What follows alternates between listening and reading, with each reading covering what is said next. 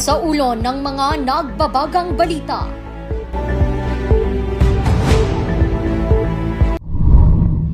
Pagputol sa 52 puno para sa pagtatayo ng isang hotel sa Baguio City, inalmahan ng mga environmentalists. Mag-apula sa mga forest fires sa Cordillera, tututukan ng Interagency Task Group ng DRRMC ng rehiyon. Mga negosyante sa Baguio, hinaing ang pagdagsa ng mga illegal ambulant vendors sa lungsod. Pagbabanta at harassment ng ilang money lending apps inireklamo. At iba't ibang pakulo sa pagdiriwang ng National Women's Month, silipin.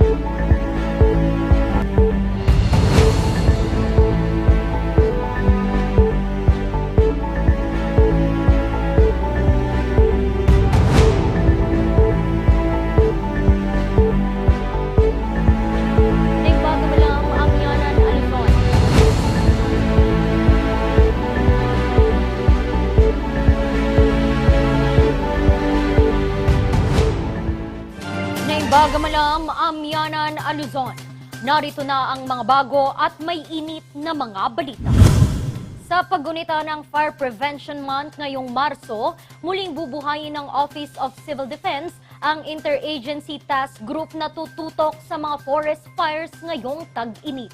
Magbabalita Charles Limon. Sa pagpasok ng buwan ng Marso, mas nagiging alerto ang Bureau of Fire Protection. Ito kasi ang buwan kung saan unti-unting umiinit ang klima sa bansa kasabay ng paghina ng hanging amihan at ito rin ang buwan na nakakapagtala ang ahensya ng maraming insidente ng sunog. Kaya kanina, sinimulan ng Bureau of Fire Protection Cordillera ang pagdiriwang ng Fire Prevention Month. We have programs in place like the Oplan Ligtas na Pamayanan. And this will not be a success without our cooperation. As the Bureau of Fire Protection is on its road to modernization, may each one of us value the immense importance of fire prevention to our homes, to our community, and to our country. Panauhing pangdangal sa pagdiriwang si Office of Civil Defense Cordillera Regional Director Albert Mogol. Sa kanyang talumpati, inihayag niya ang reactivation ng Interagency Task Group for the Reduction of Fire Incidents and Effects of El Nino Phenomenon na unang binuo taong 2019. So i-activate ulit natin ito kasi from 2019, ang daming hectares and hectares of forest were destroyed. Even yung ating mga watershed, lalo-lalo na sa Mountain Province, dito sa Benguet, nakikita niyo, pagkata kayo sa Alceba Highway, puro black na yung buntot. Anya, malaki ang ambag ng fire prevention sa mga forest fire upang maiwasan pa ang iba pang mga kalamidad. Kasi mainit, magbibitak-bitak yung lupa eh. Pag nagbitak-bitak yung lupa at wala nang mga roots, mga puno, so yung degree of saturation ng tubig ay mas malaki. No? So, chances are, lalo na pag sa mga slope, no? Yung mga slope natin dito, doon nagkasunog, yung mga lupa doon, mga soil and everything, yung mga other sediments, sigurado yan babagsak. Definitely, napakalaking tuloy yung ni Sir Mogul considering the fact na one of the incident na medyo mabilis dito sa CAR is the forest fire. At alam natin na with the BFP cannot do it alone, but rather yung ating participation ng bawat agencies, police, mga LGUs, or at least kahit paano ma-prevent kaagad ang forest fire sa CAR, Cordillera. Ang nasabing grupo ay pinapangunahan ng Bureau of Fire Protection at ng DNR, katuwang ang iba pang mga ahensya ng pamahalaan. Sa unang quarter ng taon, nakapagtala na ang BFP Cordillera ng 57 grass at forest fire sa buong rehiyon. Maliban dito, iba't ibang aktibidad din ang inihanda ng ahensya. Tuloy-tuloy din po yung ating information dissemination campaign, although it is all year round naman po, no, but this March we intensify this, no, na kung saan ang ating coordination, cooperation sa ating mga local government units, and then down to the barangay levels, no, tuloy-tuloy po ito na kung saan talagang yung coordination kung sakaling magkakaroon ng mapaminsalang sunog ay mabilis na yung galawan ng BFP at ang ating mga barangay. Tema ng pagdiriwang ngayong taon ay sa pag-iwas sa sunog, hindi ka nag-iisa.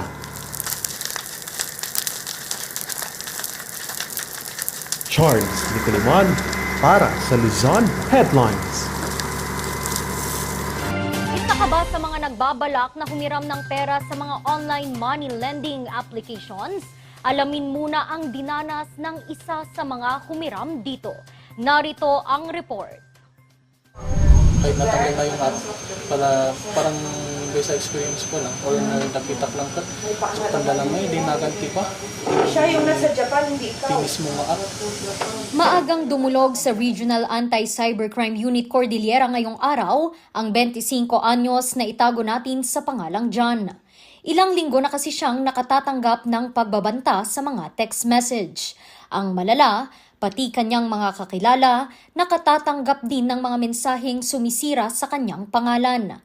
Rapist, drug addict at kung ano-ano pa ang laman ng mga mensaheng ito na pinaniniwalaan niyang mula sa mga online money lending apps. During the time po na sobrang kailangan po ng pera, yung convenience po nandun talaga po sa apps. Yung downside lang po talaga po dun is malaki masyado po yung interest rate nila. Because usually, for example po, loan po ako ng 3,000 pero 1,200. Minsan nga 900 lang yung binibigay sa akin kasi yung nakukuha, yung bawas doon, yung tubo nila naman sa interest rate nila. Kasi sabay-sabay ko po sila na loan dati. Kaya hanggang ngayon po hindi ko na kayang bayarin kasi daily interest po yung naisasama po doon sa amount na kailangan ko pong bayarin. Kaya to the point na hindi ko na po talaga kaya. Nagpatong-patong ang mga interes kaya't umabot na sa halos 100,000 ang kanyang dapat bayaran. Takot at kahihiyan ang dinala ng mga mensahe at tawag na ito sa kanya. Siyempre hindi mo alam kung anong pwedeng mangyari since ganun po yung tinetext po nila sa iyo, ganun yung tinatawag nila sa iyo, sinasabi nila sa iyo. Pero yun po, it was scary at first. Sobrang nakakahiya sa work, at the same time hindi umaalis sa isip mo na yun, baka mamaya tatawagin nila yung boss mo mismo. Tapos mapapahiya ka lang, ganun, mawawalan ka ng trabaho. Dagdag pa rito, maging ang kanyang mga nasa contact list ay inoobligang bayaran ang kanyang utang dahil sinasabing garantor daw niya ang mga ito. Ayon sa Regional Anti-Cybercrime Unit ng Cordillera, hindi nag-iisa si John. Noon kasing nakaraang taon, 29 ang dumulog sa kanilang tanggapan. Ang ano nila doon, ang shop nila is mag-click ka lang, makakakuha ka na kaagad ng loan ng 10,000 or magkano man yung ilo-loan nila. Ang ano lang dito, bago mo makuha yung loan, may i-fill out sila ng mga form through online din. And then, doon na makukuha yung mga data and then personal information ng nag-loan. At hindi lang ikaw ang nag-loan na makaka-receive, kundi yung mga contact numbers doon sa kanyang cellphone. Relatives, friends, makaka-receive din sila ng harassment. Meron na rin kaming isang complainant na pinadalhan din siya ng funeral service na kung saan yun ay isang panakot para lang magbayad. Lahat ng dokumento at patunay ng harassment at pagbabanta na dala ni John, kinolekta ng RACU para dalhin sa Security and Exchange Commission. Ang ano lang kasi dito, yung mga nagpapa-lending ng ganyan na nagpapadala ng mga death threat, harassment, malamang karamihan sa kanila hindi registered. Yan ay mga scammer or isang sindikato. Kasi ganyan din naman ang ginagawa nila eh. Ipinagbabawal kasi ng SEC ang harassment mula sa anumang lending app kahit hindi ito agad mabayaran ng mga nangutang. Makikita rin sa kanilang site ang mga lehitimong money lending app. Sa ngayon ay pinayuhan muna si John na magpalit ng SIM card at abisuhan ang mga nasa contact list tungkol sa sitwasyon. Randy Guzman para sa Luzon Headlines. Maliban sa mga turista, dagsaan na rin ang mga ambulant vendors sa Baguio City. Ang ilan sa mga ito hindi legal dahil walang permit. Kaya naman nagbabala ang POSD. Magbabalik sa report, Charles Limon. Balik normal muli ang takbo ng negosyong taho ni Rodolfo. Lalo na raw ngayon nadagsa ang mga turista sa pagdiriwang ng panagbunga ng lungsod. Kahit paano kumita. Nakakadalawang balde, tatlong balde, ganun. Okay na. Pero ngayon, taghirap na naman. Bagamat unti-unti nang nakakabawi sa pagkalugi ng pandemya, problema pa rin niya at ng mga kasamang vendors sa Burnham Park ang mga illegal na ambulant vendors. Unfair naman, kami nagbabayad kami, sila hindi. Ngayon, ang mahirap pa doon, pag pinagbawalan mo sila pang matapang, sila pang nag-aamo ng away, kaya sabi ko, hayaan na lang.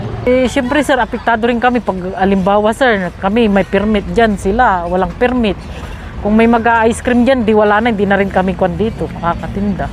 Kaya ito ang maigting na binabantayan ng Public Order and Safety Division. Empathize actually, sometimes medyo nakakadurog din ng puso kasi alam natin na ginagawa nila ito para dahil kailangan nila. But then again, this is our mandate. We cannot interpret the law on our own at sasabihin namin isususpend namin because that's usurpation of authority basically sa sanggunian panglungsod natin kasi sila yung gumagawa ng batas eh. At Balik ko tayo. Abortion, anti-fiddling with agduduma ka. Noong kasagsagan ng street dancing at grand float parade ng Panagbunga, hinuli ng POSD ang 65 ambulant vendors na walang kaukulang permit.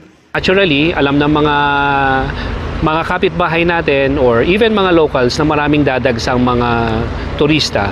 So they take advantage of this influx of tourists para sana makapaghanap buhay. Kaso nga lang, of course, meron yung during these events, gumagana pa rin ang ating ordinansa. Kaya kailangan natin ipagpatupad ang ating anti-peddling ordinance. Dahil dito, kinumpiska ng POSD ang kanilang mga paninda at pinaalalahanan tungkol sa tax ordinance ng lungsod. Nakapoloob kasi sa Section 2 ng Tax Ordinance ng Baguio ang pagkakaroon ng business permit sa lahat ng negosyo.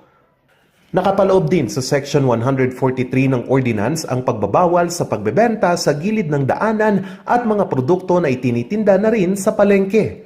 Karamihan sa mga nahuling vendor ay mula pa Visayas. Parang araw, mayroong isang malaking grupo na galing ng Cebu at saka Bacolod. Ang kanilang mga dala ay something sort of relative to festivities, mga headwear na may feathers. Yung iba naman merienda, tubig, mostly coming in from the locals. Meron din kaming nakitang mga wooden crafts which we believe are from outside of Baguio. Hindi namin na sila na profile kasi nung pagkahuli hindi na sila, umalis na po sila. Ang mga nahuli ay inalalayan ng City Social Welfare and Development Office. Binigyan sila ng mga pagkain at inumin at 800 pesos bawat isa para sa kanilang pamasahe papuntang Maynila. Nakipag-ugnayan din ang ahensya sa mga LGUs na uuwian nila upang matiyak ang kanilang kaligtasan bago sumakay ng barko pauwi. Charles Nicolimon para sa Luzon Headlines.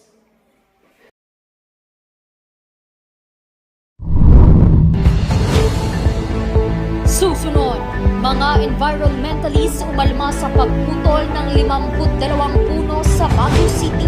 Kung bakit, alamin sa pagbabalik ng Luzon Headlines.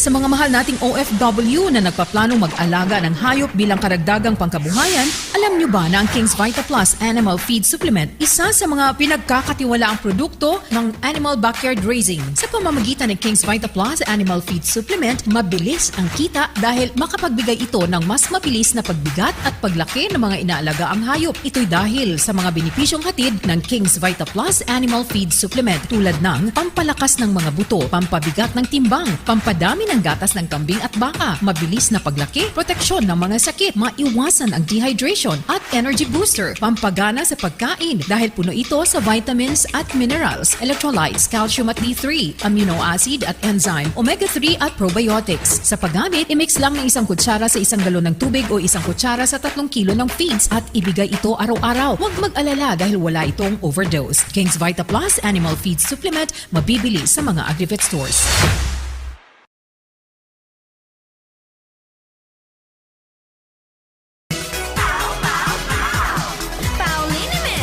Masakit ba ang likod, ang kasu-kasuan? Namimitik o masakit ang iyong kalamnan? May rayuma, arthritis o nahihilo? May stiff neck, flatulence o masakit ang ulo? Sa Pauliniment, ginhaway, garantisado. Pauliniment, isang pahid ka lang. Dahil walang out sa Pau! Bulok, maliliit at hindi ba malusog ang inyong mga halaman? Omega Green ang kasagutan.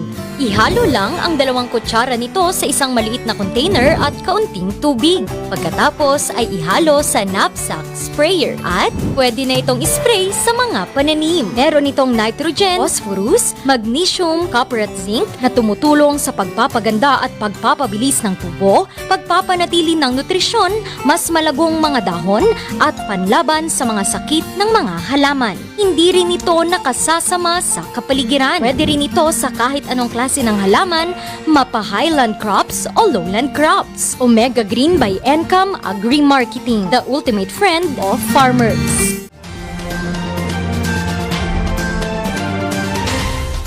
52 puno ang pinutol para sa 6-story hotel na itatayo sa Baguio City. Inalmahan ito ng ilang environmentalists. Narito ang report.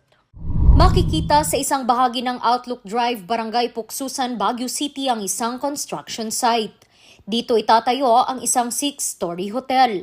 52 puno na ang kanilang naunang pinutol para sa nasabing proyekto.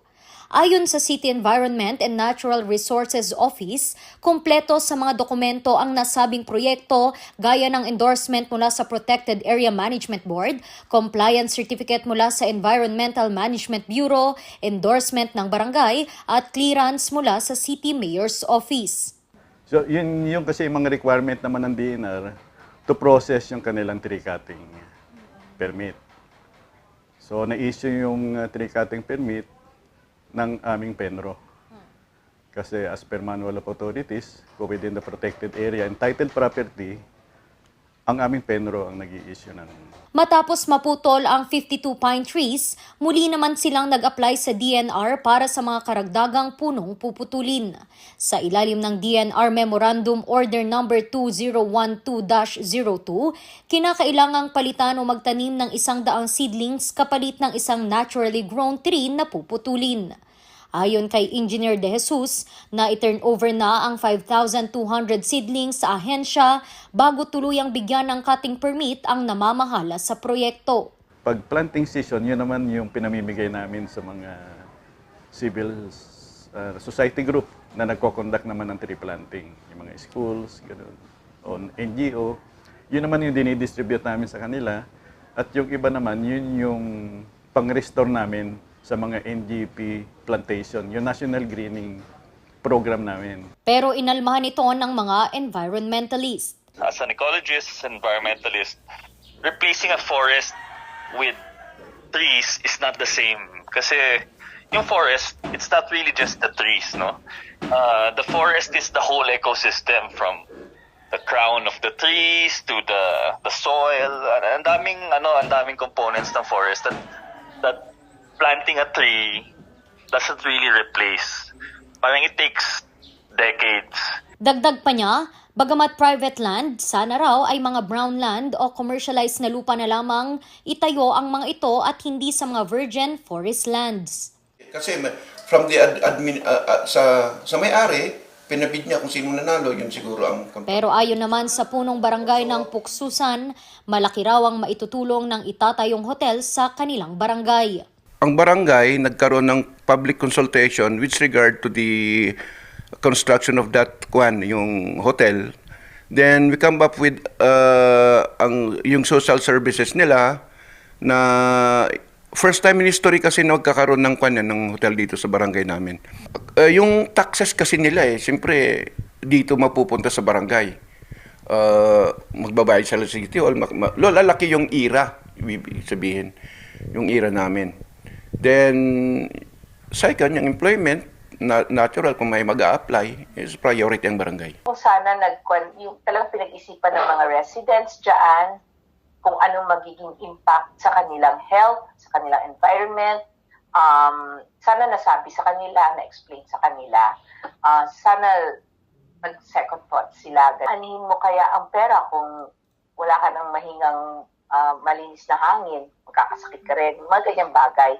Dagdag pa niya, malaking tulong ang mga puno upang maiwasan ang banta ng landslide. Sa babang parte ng itatayong hotel ay isang bukal kung saan kumokonekta ang hose ng ilang mga residente. Hindi naman daw ipinagdadamot ng may-ari ang tubig sa bukal at pinag-iisipan pa nga ang pagtatayo ng balon na pwedeng pagkuhanan ng tubig ng mga ito. Hinihintay pa ng news team ang kopya ng minutes of the meeting sa naganap na public consultation ng Barangay Puksusan ukol sa proyekto. Ang nasabing proyekto ay pagmamay-ari ng Summit Hotel and Resort Specialist Incorporated. Tumanggi naman muna silang magbigay ng pahayag. Sa ngayon ay tuloy pa rin ang construction nito at ayon sa DNR, may tsansa lang itong maitigil kapag nagkaroon ng violation ang proyekto. Randy Guzman para sa Luzon Headlines. Upang matiyak ang kalinisan at kabuhayan sa probinsya ng La Union, sari-saring mga proyekto ang hatid ng pamahalaang panlalawigan. Magbabalita Jose Robert Inventor. The heart of agritourism in Northern Luzon. Ito ang isa sa mga hangad na maabot ng pamahalaang panlalawigan ng La Union sa taong 2025. Dahil dito, patuloy ang mga programa ng lalawigan sa pangangalaga ng kalikasan. This year naman po, ang theme natin is Environmental Preservation and Sustainability. Kaya nagsama-sama ang mga empleyado, residente at iba pang sektor sa isinagawang province-wide coastal at river cleanup drive. Aabot sa halos 800 kilo ng upos ng sigarilyo, mga plastic cups, bote at iba pang mga basura ang nakolekta at dinala sa mga sanitary landfill ng probinsya. Pagkatapos ito, magkakaroon naman ng tree planting activity na isasagawa sa ika-10 ng Marso. Para naman maisulong ang pangkabuhayan ng mga residente sa coastal municipalities ng Lubao at Sasmuan, Pampanga, naghatid ng tulong pangkabuhayan ang Department of Agriculture, Bureau of Fisheries and Aquatic Resources Region 3 sa mga mangingisda ng mga nasabing bayan.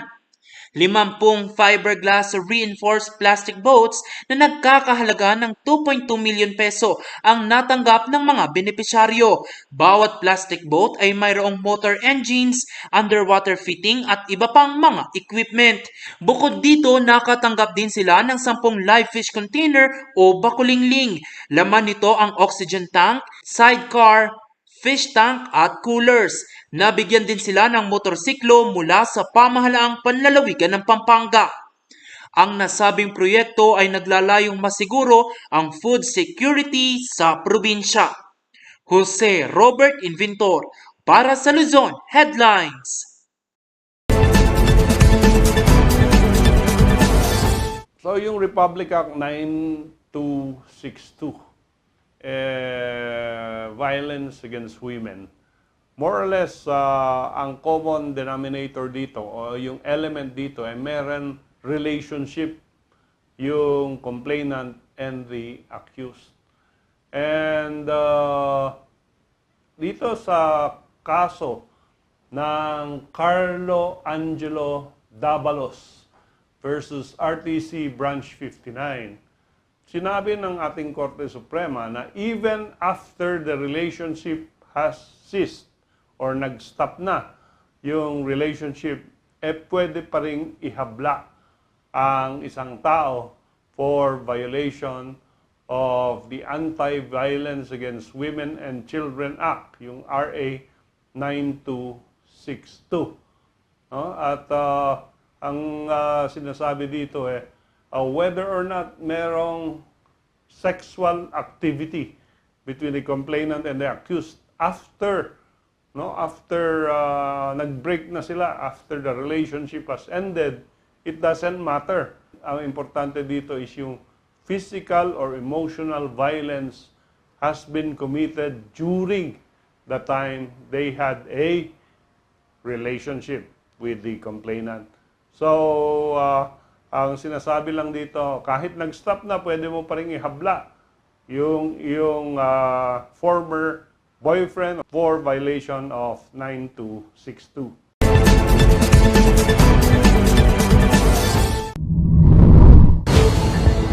Susunod, makukulay na mga pakulo sa pagdiriwang ng National Women's Month, silipin.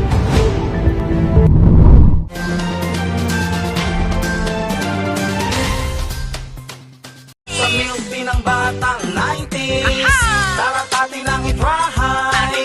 Ang batang 90s milk tea, di ka magsisisi, promise. Sa milk tea ng batang 90s. Bizarre Music offers a complete line of musical instruments.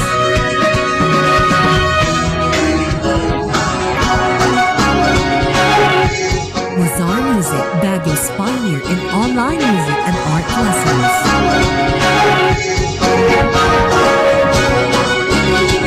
Bizarre Music, bringing music closer to your hearts.